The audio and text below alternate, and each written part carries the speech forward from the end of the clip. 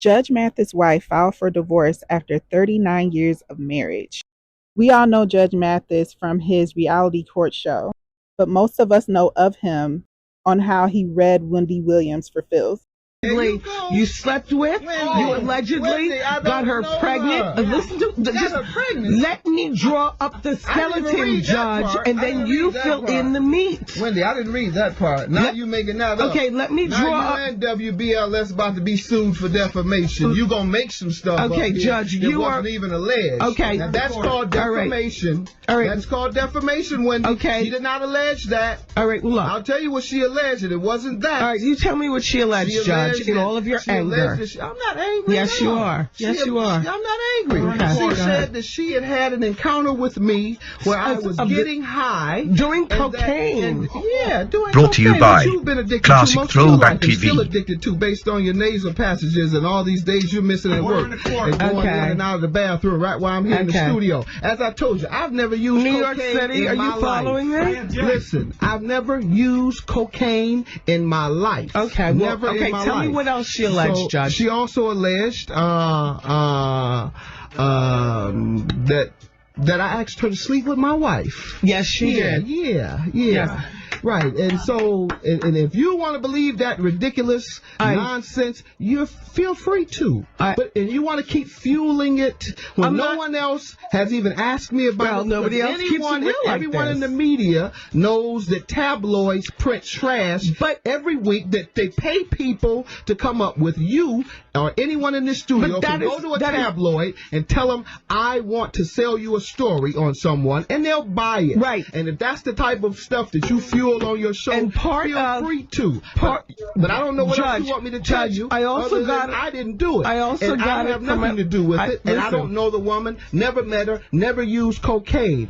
Now, let's talk about fueling your stuff. You, on the other hand, have admitted to being addicted to cocaine. Absolutely. Secondly, you continue to show symptoms of your addiction. Okay. Lastly, what are those symptoms? Tell me. These nasal passages you keep coughing up. And I did Afrin. This eternal cold that you continue to have. Yes, that you can't have to come to work because every other week, and now you're even stupid so low as to blame it on your baby, your newborn. How low can you get? That's about as low as you can get, to blame your child for your cocaine addiction. Then, lastly, your bisexual activity. I'm sure your audience want to know about that. I've heard that rumor. I'm sure my husband would love that. Yeah. Oh, he watches? Does he watch when you do it? Yes. Don't you know? No, I don't know. I didn't know you were that low down. Lastly, we can continue with what I heard about all those abortions. Like 8? You had 8 abortions? That's what I heard. That's the rumor. Now you want to keep fueling that? Did you write about that in your book? I wrote about abortion in my book. All 8 of them? Yes, I wrote. I have an abortion. Unlike you, Judge, I'll be smarter about my book. I don't reveal everything for free. People must buy my book to get the information that they need to get. To finance this radio show knowing that you had 8 abortions, a cocaine addict, and a bisexual.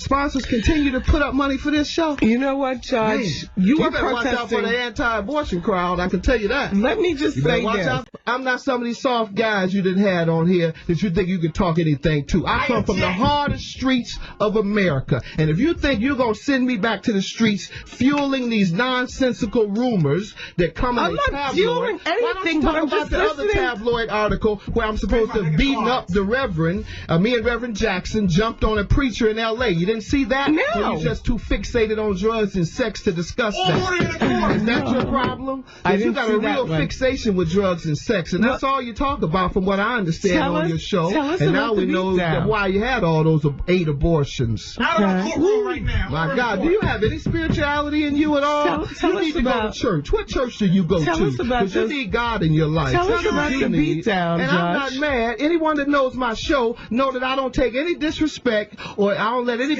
say anything they want to me without me checking them real strong and real tough. And that's what you getting today, Wendy. You're getting a real good checking.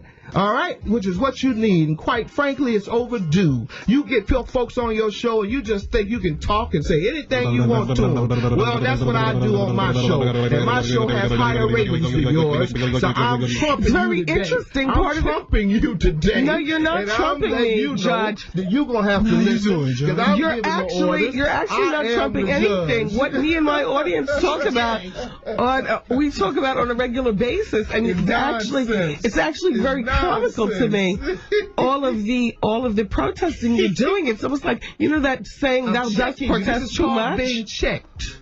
Understand me clearly. This is called when you think that you can just treat people unfairly and say what you want. I am not saying what I want to you. I simply asked you about this woman, and you immediately jumped to the highest of protestivity. I tell you what I immediately did. Something WBLS New York. I immediately told you that it was untrue, and I told you that it was tabloid trash, which all public figures have to endure. Right. And then you continue to want to talk about it for 10 more minutes, and I informed you that you were fueling rumors by continuing to talk about it, thereby damaging my reputation. And I'm not going to let you do that. When you try to do that, you're going to get checked every time you do it. Are you clear on that?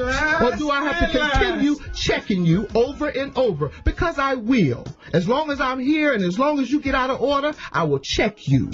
So, yeah. So you don't know this woman? There you go again. Are you still getting high? Because I just saw you leave the bathroom looking like you were getting high. In fact, you got white powder around your nose right now. Yes, you do. Ask your colleagues. Okay, can we bring a close up? Doesn't it look like she got white powder around her nose? The VH1 cameras. You got powder around your nose. Let's take a look. It looks like it to me. Order in the court. Looks like you got white powder to me around your nose. I don't know whether you still a dope fiend. I need to check you in the rehab and pray for you. Wow. You need help, sweetie. Let's all get along. Turn to Christ. Can't save you. All right. That's what you go to. Where's my deck of cards at? You picked the wrong one this time, Wendy. That's all. No, I think I picked the right one, baby. That's right. You want to build your ratings up on me. This is you want to build your ratings up on a real star. That's right, baby. Yeah, Judge Mathis didn't play. Judge Mathis and Linda met at Eastern Michigan University and dated for 4 years before getting engaged and tying the knot.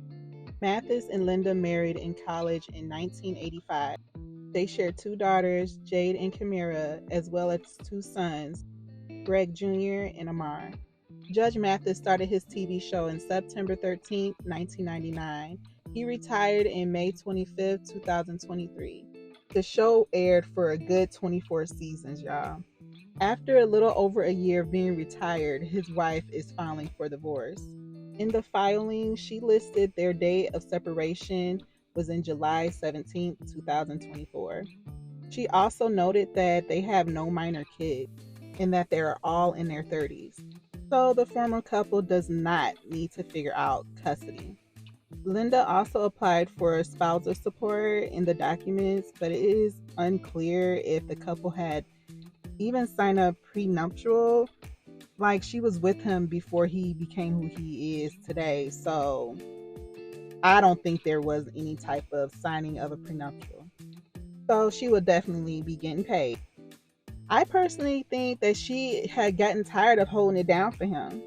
After his retirement on the show in May 25th, 2023, and him being at home more often and stuff, maybe she's like, I don't have to deal with this. The kids are grown. Like, let me move on. Like, for a woman to divorce a man after 39 years, giving all them years to him, like, she must really, really needed to leave that relationship. Like, their youngest is 34 years old, and they have grandbabies, y'all. Like, these are grandmas and grandpas we're talking about here. But I'm pretty sure we'll know a lot more going forward with all this.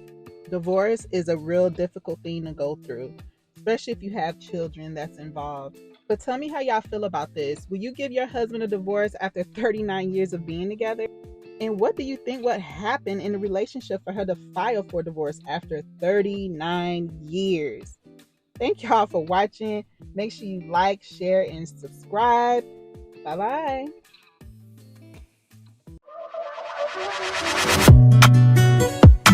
No. Don't play with her, don't be dishonest. Ay, still not